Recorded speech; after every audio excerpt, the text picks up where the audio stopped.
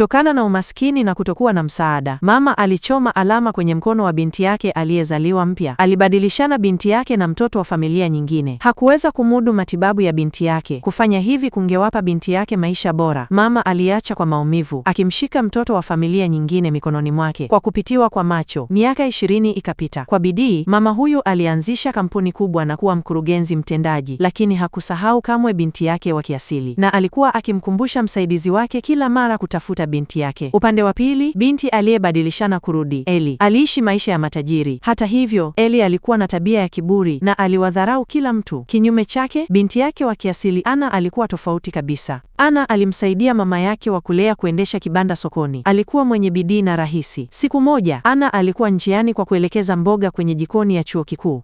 Kwa bahati mbaya, aligongwa na gari la anasa la Eli katikati. Eli hakutoa msamaha hata kidogo. Badala yake, alimshtaki Anna kwa kutotazama alipokuwa akienda.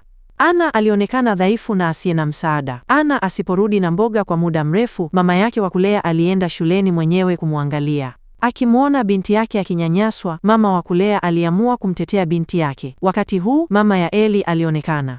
Lakini baada ya miaka mingi, hakumtambua Anna ili kuepuka matatizo yasiyo ya lazima. Alimpa mama na binti masikini $500,000 ili awaondoe.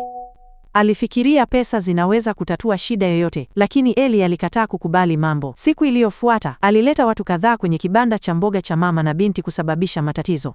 Alipogundua Anna hakuwepo, alianza kuharibu kibanda kwa urahisi. Mama wa kulea wa Anna alijeruhiwa kwa sababu alijaribu kukinza. Anna aliporudi, mama yake wa kulea alikuwa tayari amepata mateso mengi. Alishindwa kumwokoa mama yake wa kulea.